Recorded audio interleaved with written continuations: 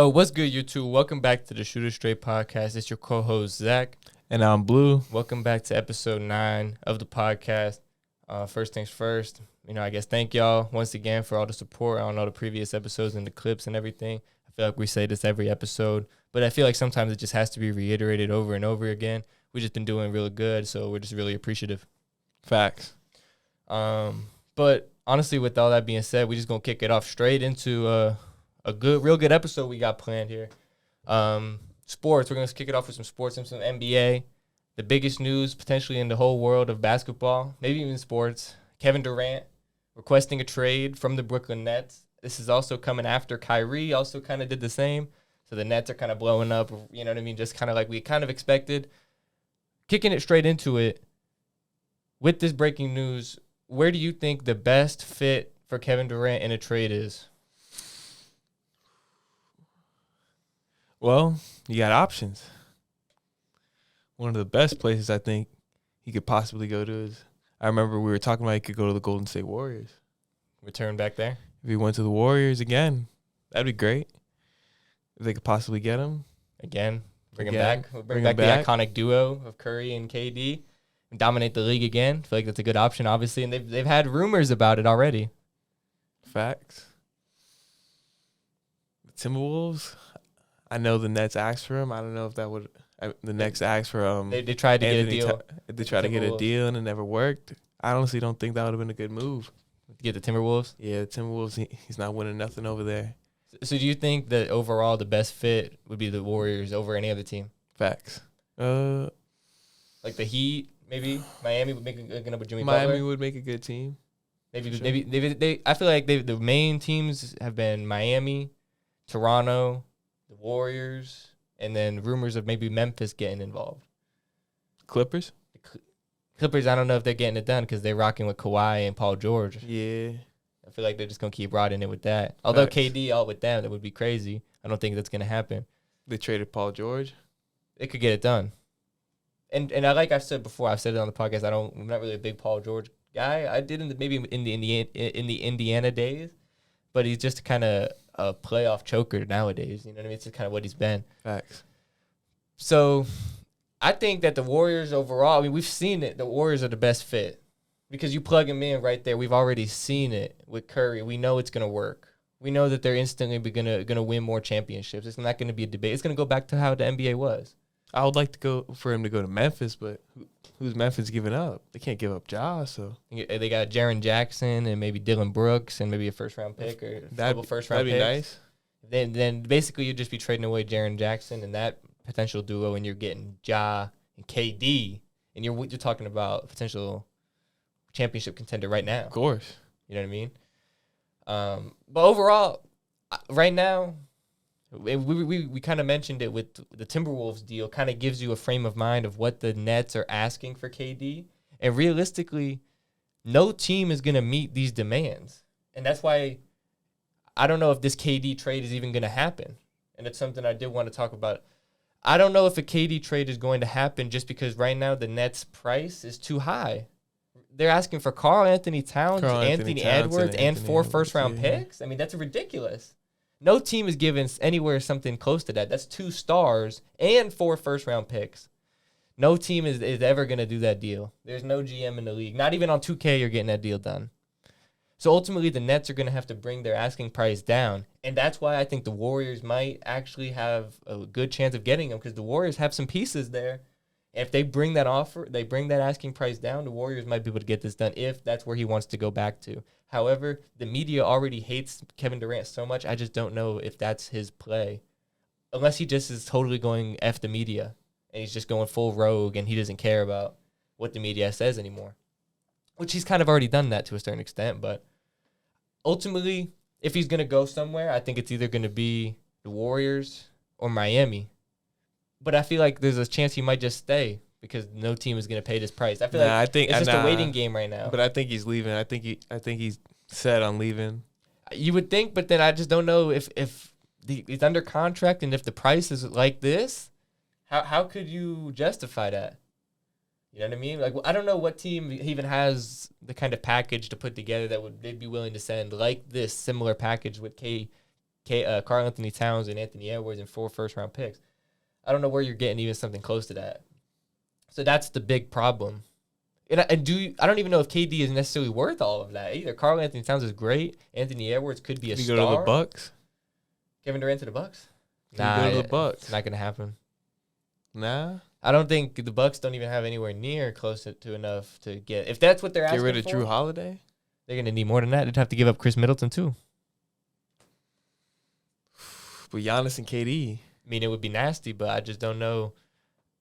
I feel like Milwaukee has their team is so well built around Giannis that you're risking breaking that up just to put 2 stars together. It could work, but it also could flop. And we haven't seen KD work with anyone really besides the Warriors because that's where he's won. He hasn't won anywhere else. Let's just be honest.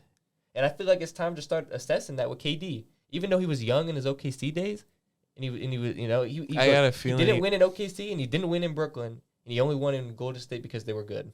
It's time to start realizing that's the narrative with KD. That's the truth. That's just what it is. I got a feeling though he might go back to the Warriors. I'm starting to get that feeling too. It'd be interesting though. See Jimmy Butler and KD. Oh, for sure. And I think KD would benefit from having that Heat mentality with Eric Spoelstra and Pat Riley, that hard nose. I feel like KD would thrive once he got accustomed to that style of basketball. But I just don't know if he's going to take that risk. And I just don't know if Pat Riley, he's a smart basketball guy. We know that, one of the best GMs in the league. He's not dumb enough to make that kind of deal for Kevin Durant. He's only going to make a deal that he knows he's winning that deal. You know what I mean? I think he knows where Kevin Durant's leverage is, and he knows more about it than we do. So I think maybe he might be working behind the scenes, or he might have already said, I'm not doing it because this price is crazy. The Warriors might be the only team willing to pay somewhat close to that price, with Jordan Poole and such. So I feel like that kind of segues right into the next thing. Also mentioning off of KD, just who would you rather have right now if you were starting up your franchise? If you could pick, because obviously KD's on the move, LeBron or Kevin Durant? Who would you rather have going into the next season?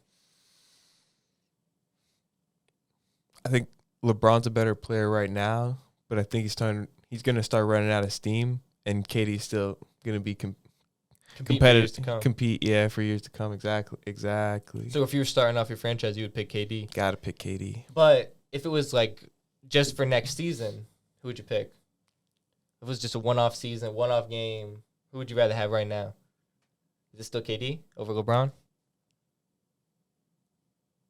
You might have to pick LeBron, and we'll get into that. And that's what I was saying. I'm about to segue right into the top 5 NBA players going into next season. I want to hear your list. LeBron obviously must be on this list. So I got LeBron, then KD, and then I got Giannis, Luka, and Curry. That's your top 5. Yep.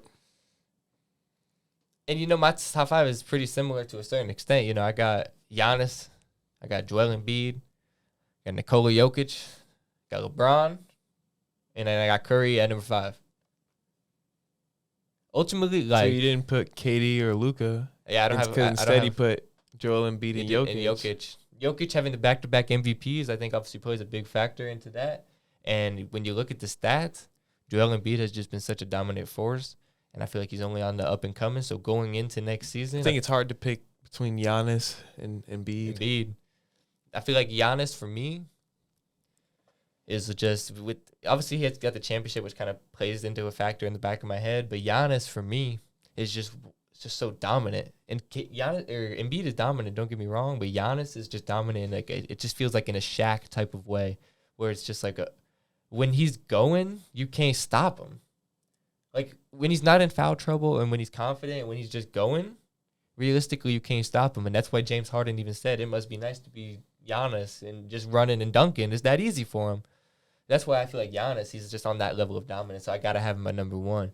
And then you go with Embiid, you got Jokic, LeBron, Curry. You know what I mean? We both got Curry at number 5 right after he wins the championship. I feel like that's a fair placement for him. I feel like LeBron is just better right now than Curry.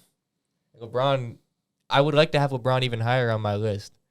But I just don't know where he's at going in the next season. If LeBron is healthy, he's still the best player in the league. However, I just don't know where he's at. Is he load managing? I just don't know what LeBron is really trying to get at next season. We don't really know. So ultimately, that's where I'm at in my top 5. You got anything to add on that?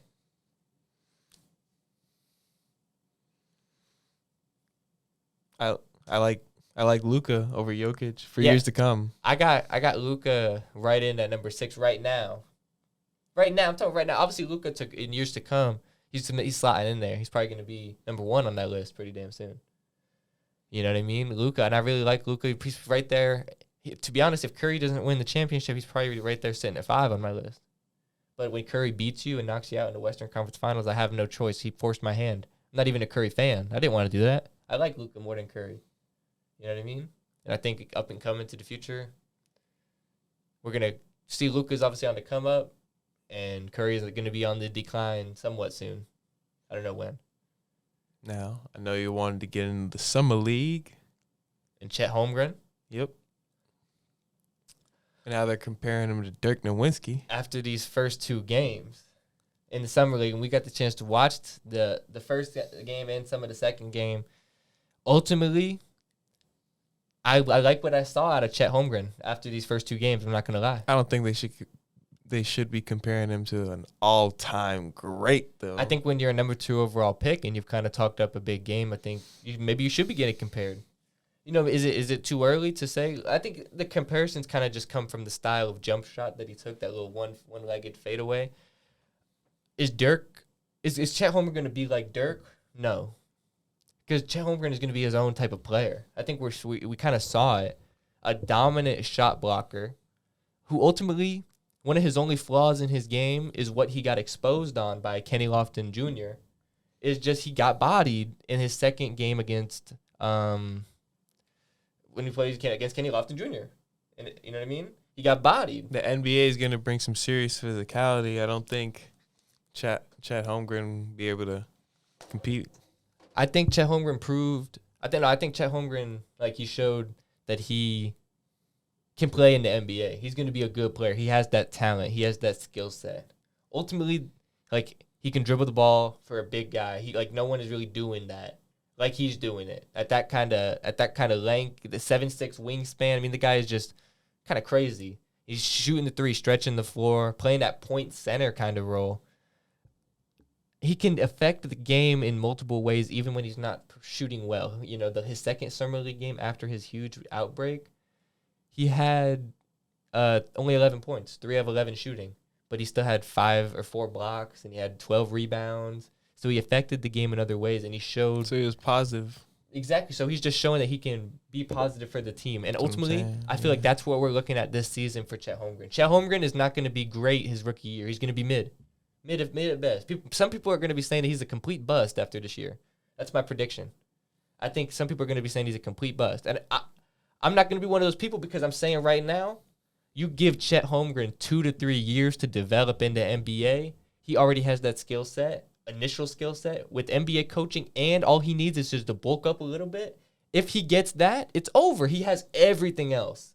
So if he can just hold his own in the paint and not get bodied by guys like Kenny Lofton Jr., he'll be all right. I really believe that. I think it's going to be interesting, though, to see how he how he plays in the NBA versus against real stars like Giannis and such like that. I feel like that's going to be the main test. I feel like people are saying, oh, well, obviously Kenny Lofton Jr. is an undrafted rookie, and he's bodying the number 2 pick and smoking them and making, you know what I mean? That's the narrative they're pushing out there. And Chet's going to OKC. Yeah, and they're not even going to be anything good. They're kind of building for the future still, even after getting Chet Holmgren. So, and that's why I think Sam Presti did what he did, and it was a very smart move on his part, picking Chet Holmgren at the number 2 pick over Smith, because Chet Holmgren is building for the future. You see the talent. The ceiling is higher than any other pick. He has that talent, and he can be a superstar in the league. He just needs a couple years in the league to develop. And Sam Presti knows that OKC is a couple years away from even contending or doing anything. So why not just pick Chet Holmgren and let him develop on a safe spot in OKC? It's a really smart move from him, and that's why I think he was so decisive in his move to draft him number 2, because he had a lot of options, obviously, as the number 2 overall pick. You know, do you think Chet silenced the critics in the media and solidified himself after these 2 games? Do you see the potential? Do you think he could be a star in the NBA? Within his first couple of years, no. Like I said. Nah. Not within his first. He's going to have to work. Yeah. I feel like he's going to have to work, and it's going to come maybe in 3-4 years, even 5. Could be like Giannis. And he just develops, and then eventually he has a huge breakout year. I don't think he's going to be a star right away, though. I think that's what the expectations should be for Chet Holmgren. He has the talent, but if you just look at him, he's not NBA ready. But when he becomes NBA ready in terms of like his body and everything like that, I think it's going to be a scary sight to see. And I really do believe that. And I think it's not crazy to be comparing him to Dirk. He might be up there in terms of the all-time greats by the time it's all said and done. But people are going to be writing him off because he's talking up a big game. People are going to write off Chet Holmgren after this rookie season because he's not going to win Rookie of the Year. He's not going to win Rookie of the Year. And people are going to write him off because he's talking like he is. But if you just watch the game, you can see that this kid is going to be something special. I like the kid that's going to the Warriors better. Do you remember his name? The kid we watched in the summer league. Yeah, you don't like him better than Chet. Yeah, I like he's him some undrafted guy. He don't like him better than Chet. I like him better than Santos, right? Santos. Nah, he don't even know his first name. What you know about him? He's gonna be a star. Speaking of stars, Anthony Davis. Ooh, Anthony Davis is reportedly locked in and back in the gym working out every day, 4:50 in the morning. The Lakers are going to be back, baby. I'm not even going to ask the question. I'm going to ask you the question. Will the Lakers get the old AD back next season and potentially compete for the championship? It's a possibility. Might get Kyrie in the mix. Yeah. Definitely going into the finals. But will AD perform? That's the real question. Hey, he's a great player. If he's locking in, he's locking in. I remember when he first got drafted, he was AD. But you had said that you didn't think no. You had said that you didn't think AD was going to be good this year. Nah, why are you going back on your take? You said earlier AD wasn't going to be doing good this year. Because we didn't know he was locking in, man. We didn't know he was putting in the work. No. You were literally just saying earlier that AD is not going to be cutting it. He wasn't going to be cutting it. Now he's locking in, and all of a sudden you think he's going to be ready? Hey, man, if he's going to practice at 4:50. He's a basketball player, and he started to pick up a basketball and go to the gym. This isn't crazy news. You know what I mean? You got Harden. He's either Where good. He at? He's either good or he's not. You got Harden. Is he picking up a basketball at 4:50? I don't know. But I do know that AD is coming back. We're getting the old AD back, the dominant AD. He's coming back, and that's what's going to bring the Lakers to the championship. Nah. That's what's going to win the Lakers the championship. Nah. If AD stays healthy, and when AD stays healthy and LeBron is healthy, that's 2 top 5 players in the league still. We just saw it in 2020. Like I said before, that wasn't that long ago. If AD is healthy, the Lakers will compete for the championship. And the icing on top, fucking sprinkles on there, is Kyrie coming in. People are sleeping on how dominant of a victory that is. If Kyrie goes there, then I got him going to the finals. If Kyrie ain't going, I gotta say, they ain't going. But if AD is gonna play like old AD, they got a chance. Because AD is not without Kyrie, a top 5 player in this league. Not without Kyrie Irving, they don't. But they're gonna, it is expected to somehow the deal is gonna finish with Kyrie. That's the expectation with Brian Windhorst, one of the most respected and reliable ones. You know what I mean? He's saying that somehow it's gonna finish. Somehow Kyrie is gonna end up in a Los Angeles Lakers uniform. I don't know how it's gonna happen, but it's gonna happen. If the deal don't work, they're not going. I really do think that if AD plays well, even if the Kyrie deal doesn't happen, they can still compete. However, they need to get Kyrie Irving to basically solidify the championship, I feel like. So you're solidifying the championship if you get Kyrie on top. AD, Kyrie, LeGoat James, it's over. I can agree with that. It's over. Speaking of it being over, the saga with Zion Williamson and the contract and what's going to happen with New Orleans is finally over. In a press conference, he thanks New Orleans for believing in him after everything that he went through this year with his foot injury and all that kind of stuff. Basically, he was saying how he's always wanted to be in New Orleans and he's not going to let anyone down. However, given the injury and the performance and everything like that, Did Zion deserve this huge $231 million rookie max extension that he got from New Orleans? Did he deserve it? Did he deserve it? Based on his performance, based on what he's done, does he deserve it? You can't really. He was injured. He's played a little bit. He was good when he was playing, but he was injured. So do you think if you were the Pelicans, would you give him this contract? That's basically what I'm saying. Honestly, if I'm the Pelicans, I'm trying to get someone else. You would try to trade him, maybe even in a deal for Kevin Durant or something like that. Of course, that honestly be the move. Oh, that would honestly be the move. Something like that maybe could or maybe happen. Not for KD, but maybe multiple like two players that are actually pretty decent. Mm-hmm. Trade a couple picks, whatever. Trade Zion, get two players that are kind of decent. Yeah, they need to reset their whole squad. Yeah. Who the they got Brandon Ingram, CJ McCollum. Like I was just telling you, they got a pretty good. They're pretty good with Zion. It's a pretty good roster. I was just saying that he's sleeping on the Pelicans. I feel like the Pelicans are going to be pretty good this year with this new Zion deal if he's healthy. Like I said, if he's healthy. Time will tell, but I think that Zion deserved the deal, but at the same time, New Orleans had no choice but to give him the deal. They had no choice. Who is New Orleans going to sign? What free agent is going to the Pelicans? Nobody. So they have no choice but to sign Zion if he's willing to stay, and he was. And now they can build it with Zion, Brandon Ingram, CJ McCollum, and they can try to compete with that. If Zion is healthy, like I said, the Pelicans will make the playoffs. That core is good enough. They're making the playoffs. They got a decent team, good young head coach. They're making it. I feel like. Ultimately, the big question is that obviously I think it's a no-brainer for an NBA player to not turn down $230 million. But the question is, do you think Zion will stay in New Orleans past this contract? Do you think he's going to request a trade like KD? Or do you think he's going to end up leaving New Orleans in the end of this? Because to be honest, he's a bigger star. He's huge, you know? I don't know. I think he's going to stay loyal. You think? You think he's being sincere? In his interview, you thought he was being very sincere then? I think he's going to stay loyal. And so you think he's going to be like a LeBron with the Cavs type? He's going to stick to it? He's going to stick to it. But he's just not going to end up leaving in Miami. He's just going to leave. He's just going to stay, I mean. Yeah. He's just going to stay loyal? I have a feeling that he might not want to do that.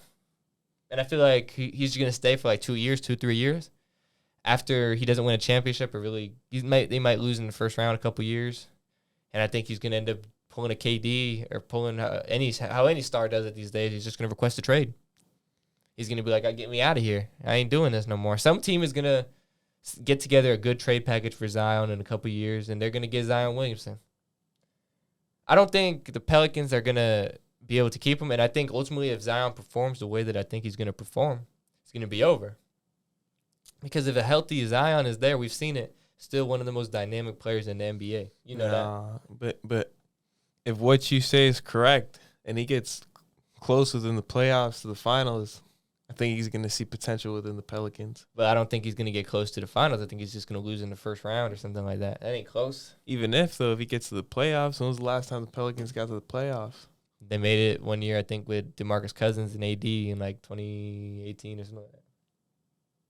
But that was like one time in a minute. A one-time thing. Yeah, they ain't really doing it. They was never really doing it. So if they start consistently going to the playoffs, I think he's staying. Maybe, but at the same time, it could. You've seen it with the NBA. Like it goes from paradise to a disaster real fast. We saw it with the Nets. Just a few months ago, we're talking about the Nets. We're still saying they're a contender, and it's paradise. They still have 3 of the best players, and then you look at it now, a few months later, and this is where we're at with the Nets, and we're talking about where's KD going when Kyrie's leaving. So it's not always paradise. So ultimately, I feel like Zion is going to end up leaving, and one of these big market teams is calling for him. He's a huge deal. He's been a huge deal since before Duke. He's bigger than the Pelicans franchise probably alone. You know what I mean? And they know that. They had to sign him. He's just a larger-than-life kind of guy. He's a huge name, like LeBron. It's just what it is. That's what it is. Bet. Ready to get in the next topic? Yep. So you got his name again, Juan. I can't remember how to pronounce it. Hernan Gomez. Yeah, it's hard. Juanacho Hernan Gomez. Spain. Got released by the Jazz.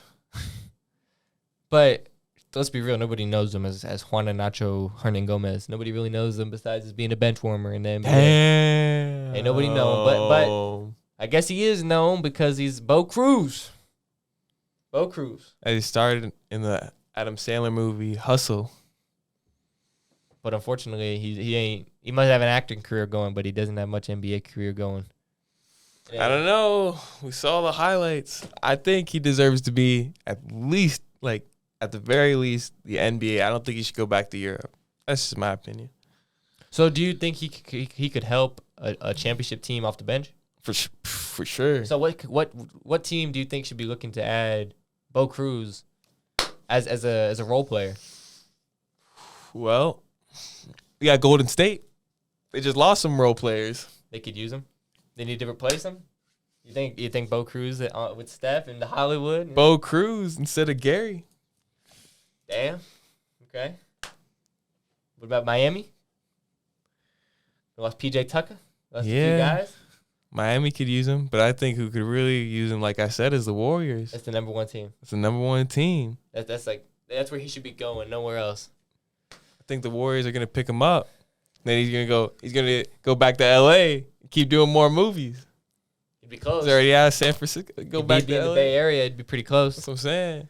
I think obviously he's just a role player. If that, I mean, right now he's getting released. So he averaged 1 point per game last year. I mean, I don't know. Hey, but the years before that though, he was doing solid, kinda. He was slapping. You seen the highlights? He's kind of slapping. You seen the highlights? He's all right. It's Bo Cruz. I feel like maybe he should focus on his acting career. I mean, realistically, if you're making these fire-ass movies with Adam Sandler and stuff like that, I mean, I know playing NBA basketball must be fun and all, but you might as well just go focus on acting. But he only got that role because he is a basketball player. But now that you've got that under your belt, they're gonna respect you as an actor. I think now you just. But he acted in the movie as a basketball player. So what is he gonna do next? It's an acting career. You could do something else. What if he wants to play a lawyer now? Or maybe he wants to play in a new basketball movie or something like that. I don't know. I feel like there's a lot of different options. But I feel like somebody's going to get him as an actor. It's Bo Cruz, I guess. But, I mean, I don't know what. I mean, he might contribute on an NBA team. Honestly, he was a big man that could I just don't know. Rebound, shoot three. There's been no rumors from anyone, any kind of source about who's interested in him or anything like that. We saw maybe the Bulls. I don't know. That's like one random report. I don't even know who's trying to sign him. I wish I could have saw something, but I didn't see nothing. The Bulls. But that's all I saw, and that was like it could have been fake. I don't even know. You don't know. It was just some random rumor. I mean, the Warriors sounds good on paper. I just don't know if they're actually interested in real life. Facts. You know what I mean? It just depends. They just lost some major players. They did. Otto Porter and a few other guys. They could use Juanacho Hernan Gomez or Bo Cruz. They could maybe use him. But I don't know. I don't know if they're going to sign him. I don't know if they're signing him. So you ready to move on to the next NFL? Baker Mayfield. Talk about Devin Booker? We can talk about it. Yeah, we can talk about it. Obviously, we got Devin Booker making the cover of NBA 2K23. Do you think Devin Booker deserved it?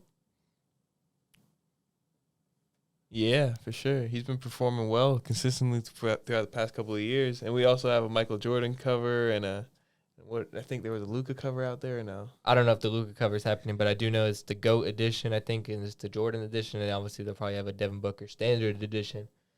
I think Devin Booker is a good choice for it. Obviously, he's got obviously the Suns were the best team in the league last year in the regular season, and a lot of that stuff is pretty much based on regular season. Obviously, he didn't end up winning MVP because that was Jokic, but when you're the best player on the best team in the league, I feel like you got a good chance of being a cover star. I feel like Devin Booker deserved it. Facts. Ultimately, the Suns choked in the playoffs, but that has nothing to do with should he be on the cover of NBA 2K23 or anything like that. Performance-based alone, like you can't – just because everyone has a salty taste in their mouth about the Suns because they choked so bad, and it was so bad. If you did forget, it was really bad. Because it was so bad, people were like, oh, Devin Booker don't deserve nothing. Well, let's not forget Devin Booker. We don't sleep on him. Exactly. So now the narrative might switch, but that's a whole other topic. I think him getting that contract extension with Nike. Exactly. So I feel like $235 million, something like that. So with all of this kind of going in Devin Booker's favor, it just kind of makes sense. Like build off of this brand because I feel like everyone is kind of starting to think post LeBron, post everything like that. Who are the next guys that the young? Coming. That's what I'm saying. So Devin Booker makes sense for me. I feel like it's a good choice, and I feel like he might even be one of those guys who ends up on multiple NBA covers because he's that good and he's going to be around for a minute. Of course, that talent isn't going away anytime soon. I don't think so. Why would it? So yeah, we can shoot it straight into the NFL now with Baker Mayfield. Baker Mayfield, obviously the biggest news in the NFL, maybe even the whole sports world, was talking about Baker Mayfield getting traded finally to the Panthers after a whole long saga. We've talked about it. Maybe one of the first topics we ever covered on this podcast was the Baker Mayfield situation. And here we are. It's finally been resolved. Baker Mayfield gets traded to the Panthers for a 5th-round pick. Do you like the move? For Baker Mayfield or for the Panthers or whichever perspective you want to take. Do you like the move? I think Baker Mayfield will do a lot better than he did than on the Browns. Is he going to the playoffs? No, but yeah, he ain't going to the playoffs. But I think he'll improve his performance. It'll help his media personality. He can maybe good move for Baker Mayfield. Now for the Panthers, does it make sense? What are they getting rid of? Just a 5th-round pick. 5th-round pick. Not a bad move for them either. Not a bad move. But for the Browns. For the Browns, it's looking ugly. Yeah. Looking real ugly. Because that 5th-round pick could have potential. And he also could not. And now they have no security blanket backup quarterback if Deshaun Watson, something happens with that. But honestly, though, a 5th-round pick over a substitute quarterback? Yeah. A quarterback that you're going to use on the bench? I mean. You take that? Honestly, I'm taking that.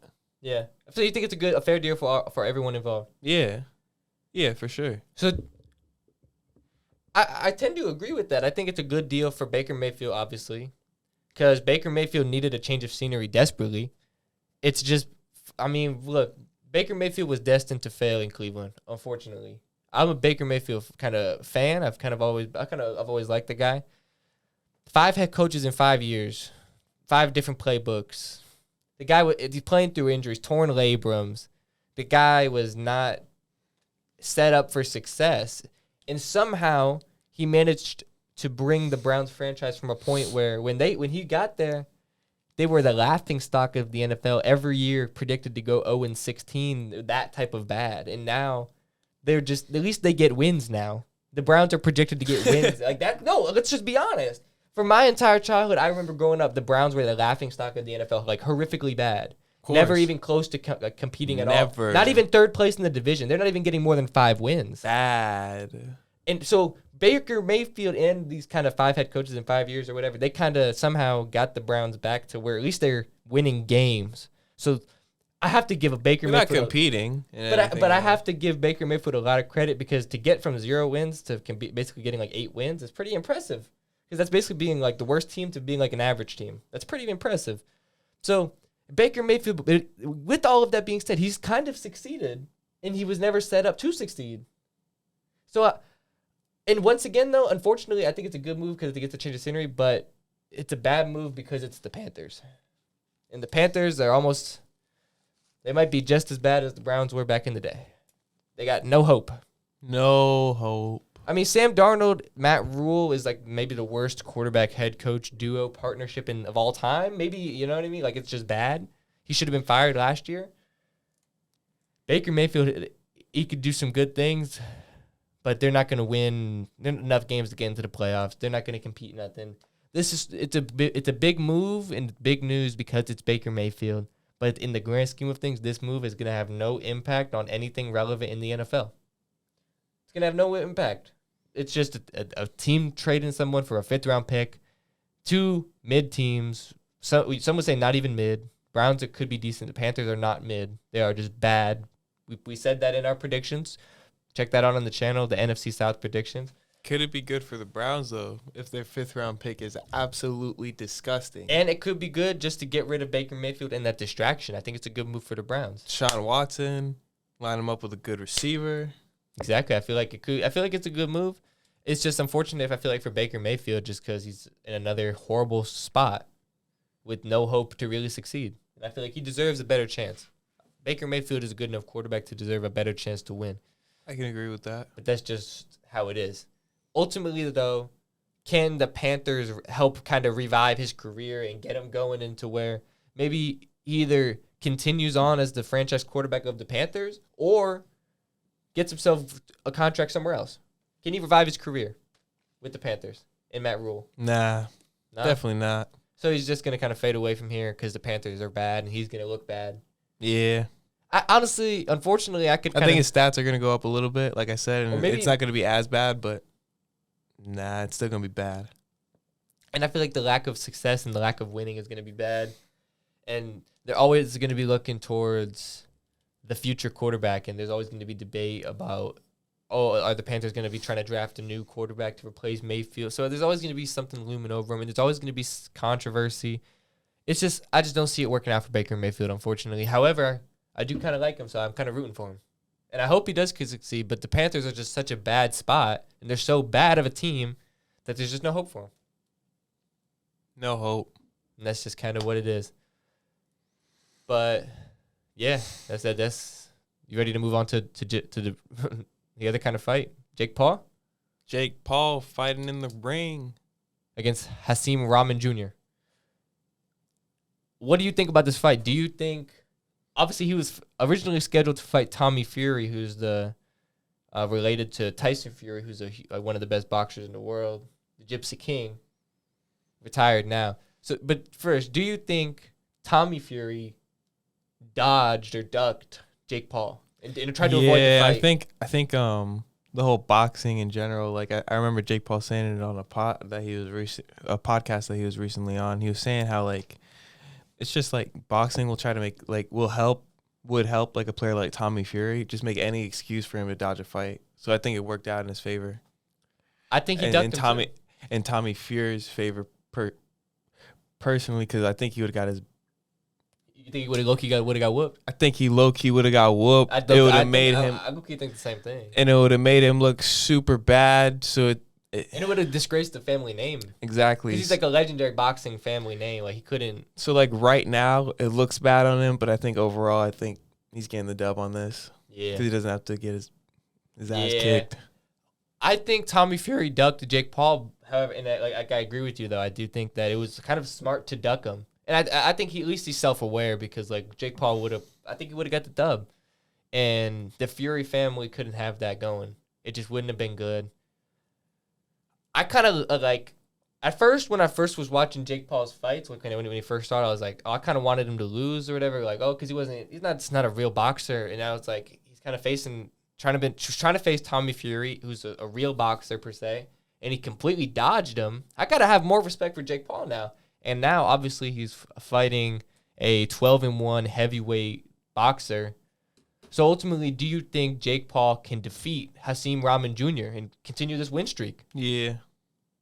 Even though he's a real boxer? Yeah, for sure. Win. You think? Yeah. I think Jake Paul is going to be a great boxer for years to come. I think I like the training that he's getting. I think the record of 12-1 on this Hasim Rahman Jr. guy is it looks better than it actually is. If you look at the real statistics, if you look at the guys that Hasim Rahman Jr. has beat, he's basically beating up on the guys who get like no wins. And I bet it's probably close too, isn't it? It's like I don't even know if it's like a unanimous. It's some of them were TKOs. That's what I'm saying. Unanimous decision. You know what I mean? But like these guys, he's fighting like. Hasim Rahman is defeating guys who are like 3-39 in their boxing career. Like if you take 39 boxing L's, you should not be fighting no more. But like that's the guy. Like so, ultimately, this guy's not that good, and I think Jake Paul should be better. And I think knocking him out. I think he's knocking him out. I think he's proven the haters wrong, and I think Jake Paul is gonna knock out Hasim Rahman Jr. I really do think that. Definitely think that as well. What do you think the future for Jake Paul is in boxing? Think he has a huge future in it? Like beating Canelo? I think he has a really huge future. However, I would like him to go to the WWE more. I personally think that would fit with Logan. With Logan, yeah.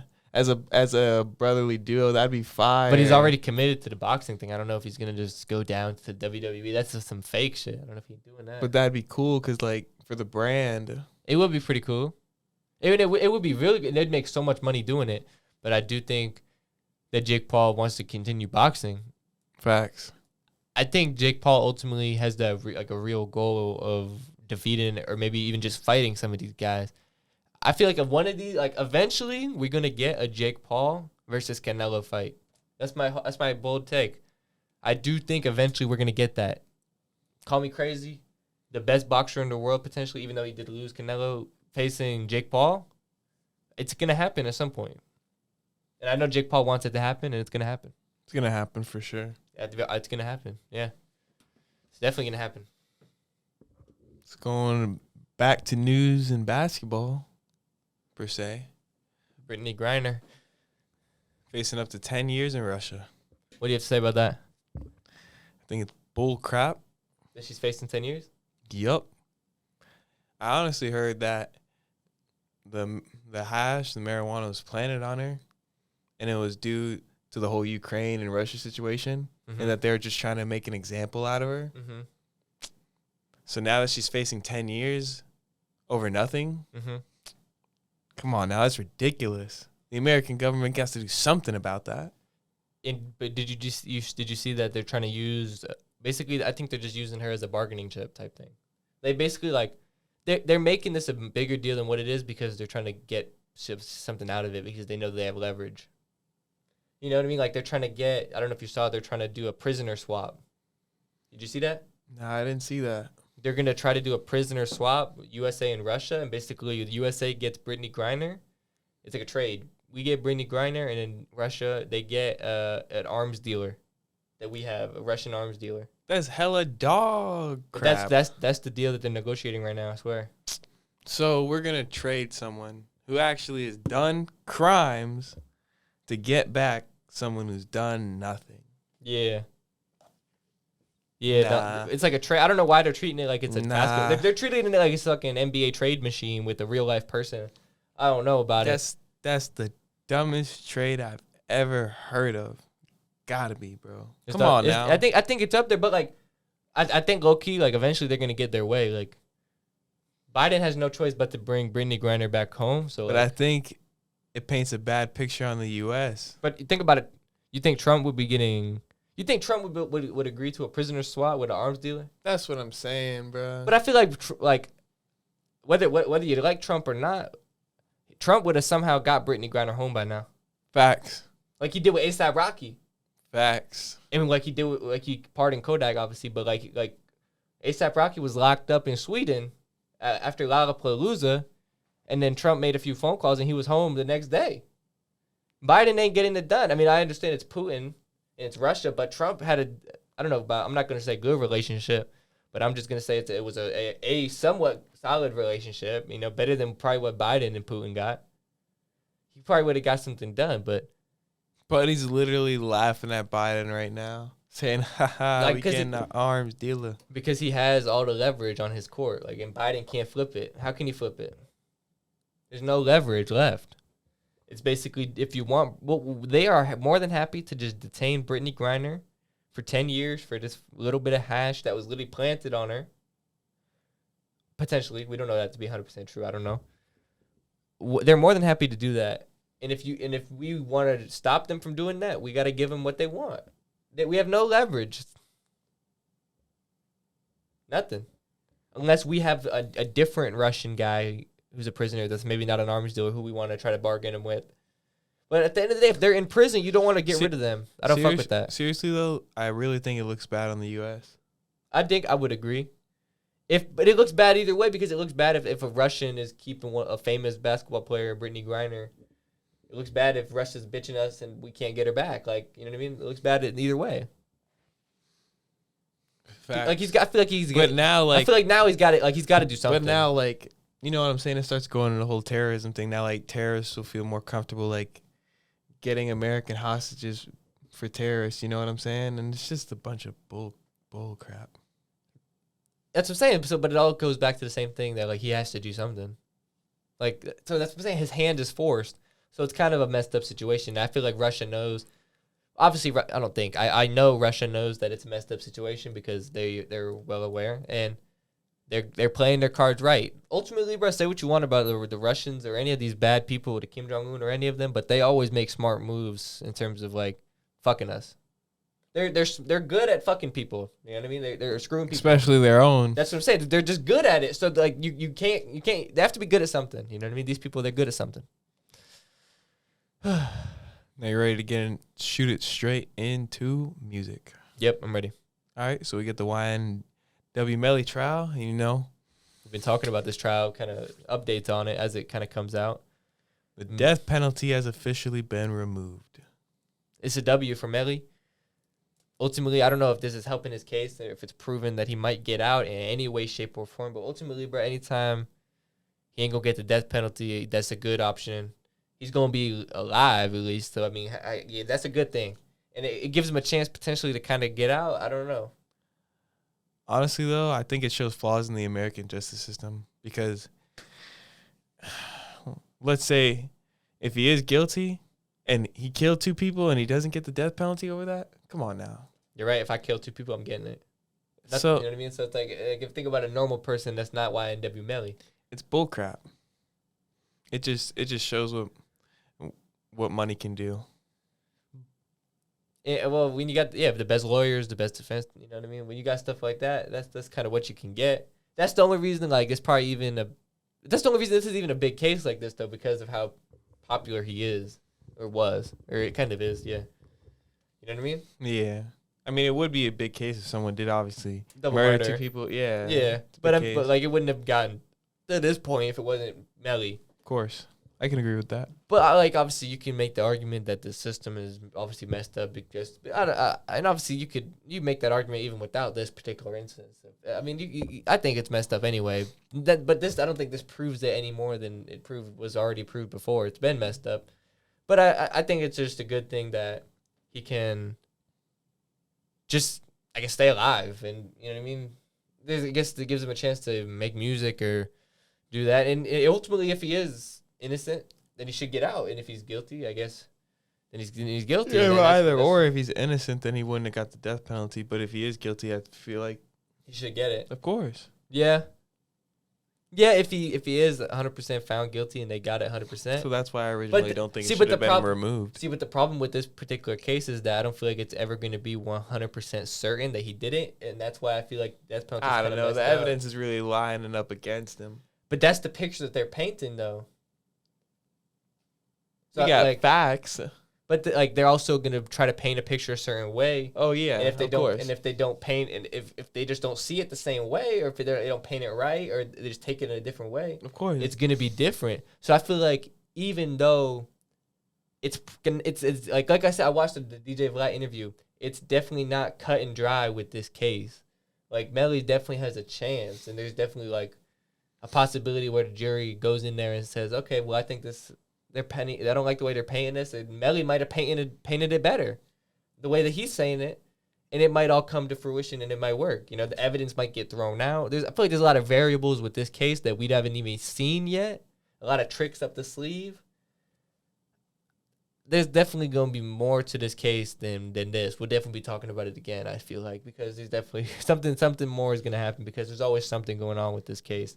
It's definitely more than meets the eye. Weird, like there's always something going on, something sketchy about this case. You know what I mean? You don't feel the same way? Kind of something sketchy about this case. It's always taking a long time, and yeah, that like it's not 100% certain, and there's nothing. Just I don't know. I feel like the evidence is there. It's just like there's always something that comes up, like you're saying, and then you can always flip the switch and be like, well, you can't even use that evidence and stuff like that. And I don't know if. That's the one thing about like you made a point about like the system or whatever. I don't know. I feel like the whole throwing out evidence thing. Like imagine like you had a thing that was 100% like that you did it, and then like you get off just like you did it, but you get off because you couldn't use the evidence. That's bull. Because it's literally like you did it. Everyone knows it. They saw the evidence. It's like O.J. Simpson. That's what I'm saying. But like like that's some bull. Like that's the biggest flaw I think in my opinion. Some shit like that. One of the biggest. You know what I mean? Amongst other things.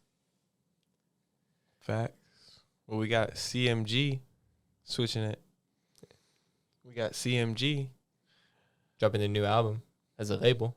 New compilation album. So we got Moneybagg Yo, Yo Gotti, Black Youngster being the biggest artist on the label. 42 Dugg, right? Wait, 42 Dugg, yeah. Isn't he with them?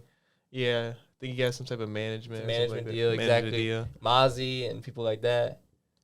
And it's dropping obviously next week, next Friday.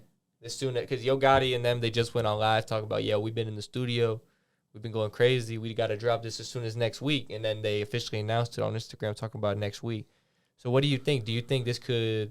We talked about before, did we think it was going to be a CMG summer? I think the answer to that question is yes now, considering what's about to come out.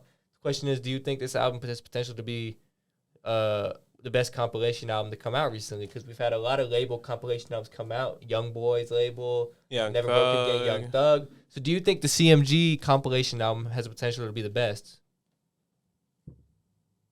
You know, you compete against NBA did a compilation album? NBA did one, YSL, QC, obviously. A lot of people have done one. You think it could be one of the best, though? QC did one a couple years back. They did another one, too. They did? They did two. Oh, yeah, they did two. Exactly. Yeah. So do you think it could be one of the best? It has potential to be up there. Will it be the best? We'll have to see the body of work, but it has potential. So no definitive yes or no? No definitive yes or no, because I think it definitely has potential, but we got to see the body of work. Because you got Moneybagg Yo, Yo Gotti, Black Youngster on there. Code Red was a banging tape. Every one of those songs just about. I was playing, bumping in my car, just boom, boom, riding down the street. Code Red, banging. So... Ultimately, I feel like it has potential to be one of the best. It's going to be competing with QC, I think maybe is one of the best. I feel like this CMG compilation album could be just as good as the original Control the Streets. Facts. It's going to be up there, and that's approaching classic territory. In terms of compilation albums go, that original Control the Streets is like... That's up there. I feel like that kind of sets the bar for me personally. They did it better than YSL could do it. Either time. And they did it better than NBA.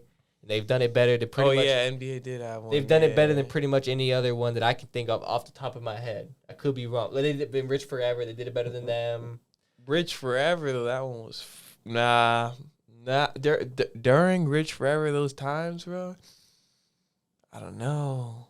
Well, QC definitely, but could CMG compete? We're going to have to see. Ultimately, but when you look at like, because Rich and Dex, when you look at like where CMG is as a label, obviously we talked about it before as one of the best labels. They're way further ahead, yeah, for sure. Like when you look at like Bag, you look at 42 Dugg, of course, Mozzie, their careers are way farther ahead. Yeah, that's what I'm saying in terms of the how established these are. And this isn't even including the potential features on here like Lil Baby and things like that are friends to the label. That Migos. We don't know who's going to be on there. You know what I mean? Ultimately, like there could be some fire features too. So that's what I'm saying. Could be anyone in the game. That's what I'm saying. So I feel like this CMG album definitely has the potential to be up there. Jay-Z. I doubt that's gonna happen. But it could though. It could. I mean, Yo Gotti got that kind of pulse. Yo Gotti, he's up there with CMG. Moneybagg Yo, he was at the dinner or whatever. Exactly. Like those two, the heads of I would say of like CMG, they getting it done. If they wanted a Jay-Z feature, but I don't know if that's what they're going for with the CMG compilation album. But I think it could compete with the original Control the Streets. It's going to be up there. It's going to be one of the best albums this year. Fire. That'll be fire. But I wanted to transition into... transition into culture? Or I wanted to, Michael Jackson real quick. Yeah. Because I thought that was interesting. About the reports that came out yesterday about Michael Jackson having 3 songs taken off of streaming platforms after reports came out that he didn't sing on the songs. What do you have to say about this? He didn't sing on the songs. So I don't know if it's like I don't know how true. It was a money grab, but they had to pull the song because they weren't his vocals. I don't know how true that is, but if that is true, I think it depending what songs were they? Do you know? They weren't like the hits. Obviously. Okay. They were songs on his posthumous project. Oh, so they're songs after he died. So that's why they're saying like they snuck him in there. They made him fakes. They made fake songs. I don't think it's gonna tarnish his legacy too bad. Because even if it comes out that it's true. Well, he couldn't even control that though. I don't think it can tarnish his legacy if he wasn't even alive to control that those songs coming out or not. Exactly, and it's Michael Jackson. He's forever gonna be a legend. Nah, but I just think it's crazy how like they actually pulled this off and snuck this it through. Like how the fuck whoever checks this stuff like let this slide? And like, there's no way it took this long for them to figure out that these Michael Jackson songs are literally fake. Like it literally was a different human being singing. And now, who knows? But I'm saying like there could be other songs that we don't even know. Like on posthumous albums. So and this is another thing that I Juice WRLD. That's what I'm saying. That's whole other thing I wanted to get into because we've seen with technology and advancements like AI. They've made technology with AI as to where you can literally, like, with AI, record a song and sound like an artist. Like, with AI, I could literally talk into this mic and sound like Playboi Carti right now if I wanted to. Yeah. I could be Drake with AI. So, like, it's that easy to make a fake song. So, do you think, like, something like this happens? Like, I don't know. What do you think about this technology? I don't know. It's kind of sketchy. I don't really like. I honestly don't think it happens too often. But I feel like it might happen even more in the future when it gets more like advanced. It'll happen more in the future, but I don't think it's happening now because artists are trying they want the artist's name to be as authentic as possible. Yeah. However, though, I think it will happen more with in the future with authenticity dying and so much more posthumous albums coming out and the money grabbers, they know how much money is in it. Exactly. With like honestly. I could see Cleo doing some stuff with X and making fake vocals or something, and dropping a fake X vocal if she hasn't already done it, because you know how she is. If you're gonna tell me like one art, unfortunately, because I don't want to see X's legacy tarnished anymore. But if you're gonna tell me one posthumous artist that could have something like that happen to them, it would be X. Because you're saying Cleo. Because of Cleo, bro, she's the one managing his music and it's just disrespecting the legacy. And, like, some of the songs that you don't think what she's been doing is good? Like, the way that they've handled the albums and all that. Like, they've just been dropping, like, half-finished songs and fake features and stuff like that. Whoa, that's terrible. The way that they've treated X's music, and they just released, like, another album, but it was all songs that were already out. So it's just a money grab. It's a clear money grab, and they're just, like, using his name to their financial gain. Which I get, and I want families to get royalties off of music. That's like their son or whatever passing. But that's it. You can't just keep. But the originality of the artwork has to be there. Exactly. Like, let's just say, like an artist dies. If they can't just re-release the songs that they already released for more money. Like they should make the money that they get from that point on from that song. But on then the there's old music tape. videos and so on, etc. Yeah, but like I just don't like all the money grabbing going on with the posthumous releases and all that. I just don't like it, and I feel like this is just one case of like the posthumous money grabbing. We've seen it, and this is obviously with like a legend, like a GOAT, not just a GOAT, like maybe the GOAT of music. You know what I mean? So it's like it's kind of just like not tarnishing it because it's him, but like it's just honestly it's like a disgrace.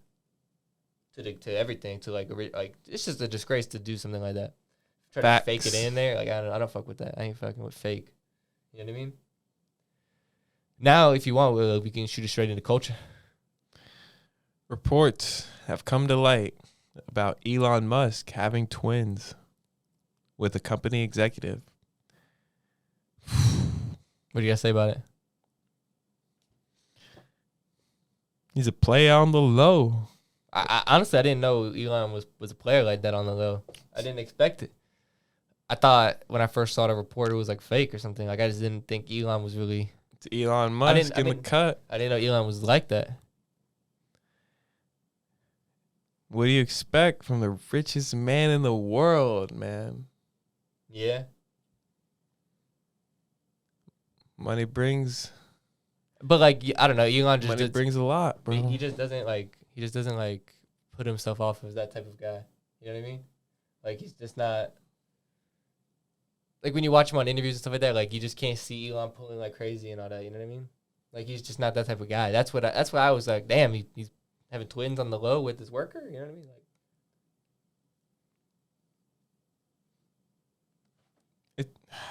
It's just crazy, man. And she worked at Neuralink. Yeah. One of his companies. It's just crazy. It's all, you don't have no opinion on like nothing about that with Elon? Like I was saying, it's just crazy? Is that it? Yeah, and like I was saying, like he has that pull because it's Elon Musk. Yeah. You would assume Elon's pulling like exactly. It's Elon Musk. But you're expecting him to be a formal. You're just not expecting it like this. Of course. It's Elon, like he's a different type of guy. You know what I mean? He's a different class. Facts. And like we were saying, like he's more formal, whatever. But nah, man, I could definitely. It's crazy, but I could definitely see it. Yeah. I could agree with that. Ready to shoot straight into the next topic? Yeah. Then we got an ice cream shop. I think it's based around Sarasota. Big Olaf. It came out that the ice cream is bad and it caused 2 deaths because people got disease. I can't remember the specific name of the disease from it, but it's just crazy. I hadn't heard of it. Yeah, I don't even know what it is. Yeah, it's just crazy. I think one of my high school friends worked there. It's just crazy, man. Bro, like you just did that 5 times. My bad. I'm sorry, bro. It's just like it's wild that they're still open. Like they're still serving ice cream. Even after the disease. That's what I'm saying. Outbreak. They're not recalling it. The FDA isn't doing nothing. Florida ain't doing nothing. Like, nobody's doing nothing. Ain't nobody doing nothing about it. Why? I don't know why they aren't doing nothing. It didn't make, like when you first told it to me, it didn't even make any sense. So what do you think's next? Do you think they're actually they're going to get shut down or not? They have to. There's no other option. If they don't get shut down, then at that point you're just basically telling the American people that disease in your ice cream is okay, and that if that's what you're gonna basically say that I think it's gonna slide. Your companies are selling this, and that's all right. Then I think it's gonna slide. It's not sliding. I think it might just slide. You can't set that precedent. It ain't gonna happen. You can't let that slide. It's gonna slide. It ain't sliding. If they're not even stopping selling, if they're not even cutting the sales of ice cream, bro, it's just. But like I'm talking like. That's just the company itself. Like the company, they might not want to do it, but I'm talking the government.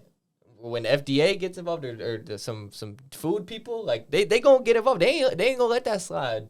People don't play about. They let it slide with many companies before. You got Chipotle. But nobody heard of Big Olaf. It's a small brand. They just gonna take them out. It's a small company. They boom. You ain't never look. You ain't never gonna hear of them no more after this. They gone. It's just crazy, like how we're saying. It's just like how the FDA can just let this slide for now, at least. Yeah.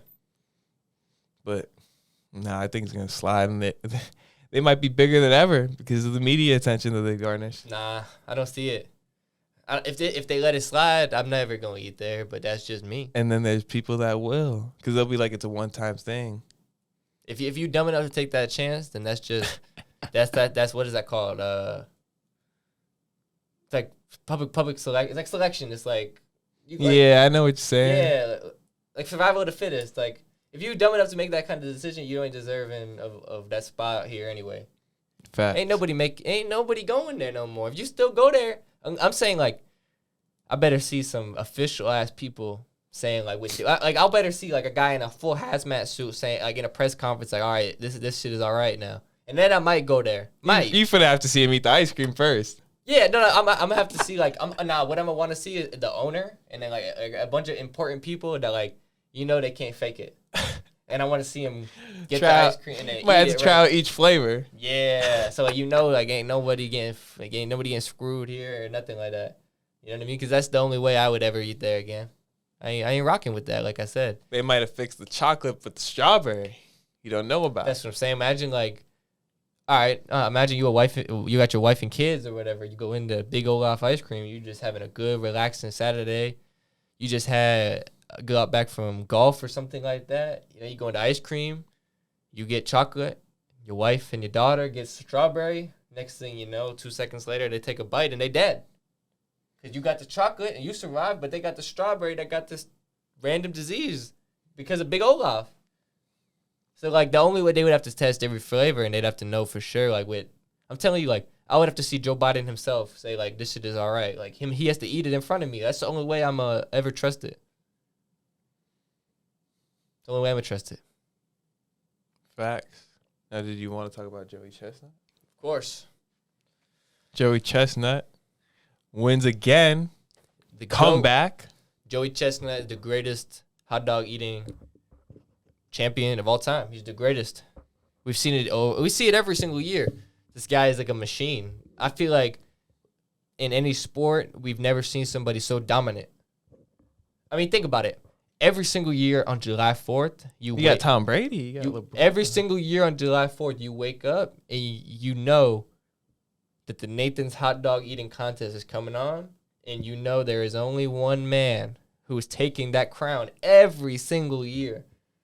When you think hot dog eating contest, you think Joey Chestnut. It's like apple and pie. You know what I mean? It's like strawberry banana smoothie, Joey Chestnut hot dog contest. It just goes together. It's like a burger and fries. You know, it's just boom. I don't know. He's the GOAT. And he's gonna win next year. Probably gonna win the year after that. I mean, this guy's stomach esophagus duo. I mean, they're fucking going at these hot dogs like Kobe and Shaq. This guy is just unbelievable, and we see it every year. I'm saying it. The Personally, most dominant athlete of all time. I think it's not good for America in general because it makes us look fat. See, but you got to be a Debbie Downer. This is culture. This is what we built on. Hot dog eating contest. But America is already known for being overweight. Who cares what you're known for? So it's just adding to the factor. But they've already done it for so long. It's tradition now. I mean, and they're not gonna start no salad eating contest or nothing like that. Why would they? It's a hot dog. You're acting like they're eating like cake or something. It's not unhealthy for you. It's unhealthy to eat 51 salads. It's unhealthy to eat 51 hot dogs. It's all the same. It's all relative. Like, it's healthy food if you eat salads. I mean, you know what I'm saying? It's just the eating competition in general. But, like, you think that they're not chugging beer competitions in other countries and stuff like that? That's unhealthy for you. Like, facts. You look at other countries, like European countries, they're probably slanging beer, like, at 13 and shit like that. And then, like, Amsterdam, that's, like, they're smoking weed everywhere. We don't think about it very differently. And it is interesting to see, like, how far the human limits can go. That's why shit like this is, like, super impressive. Because, like, see, bro, just think about eating like 50 plus hot dogs or like, you know what I mean? Like, just think about that for a second. Think about eating 50 plus hot dogs in a week. He's doing it in like 10 minutes, bro. Like, it's just like when you really think about it, the guy is just like unbelievable. That's what I'm saying. Like, this, it's like LeBron. It's like his stomach. And for him to be able to consistently do it, he has to be on some type of health regimen throughout the year to where he was able to do that. Like, obviously, like, if he's doing it every year, he's healthy enough. Like, exactly. And he's super famous, so, like, obviously the doctors aren't going to, like, he ain't going to get no heart attack. Like, he's healthy. He's good. Every single year, and somehow he eats 50-something hot dogs. I don't know how he does it. But I've seen him do it every year, and it's just freaking crazy. It's super impressive. That's the world championship, right? That's what I'm saying. Like, people come all across the world type thing. It's like a world-renowned thing. Like he just, I don't know. This guy is just unbelievable. Nobody's like, I think 1 year he might have got beat, but then he just came back and smoked him the next year because he like trained extra hard. He was like sleeping on the competition, but he like, this guy, like, he just don't lose. Joey Chestnut. Speaking of food, we got Subway giving out 1 million sandwiches because they're putting in a new menu, a new ordering system. They're adding 12 new sandwiches. They're giving out 1 million. That's cool.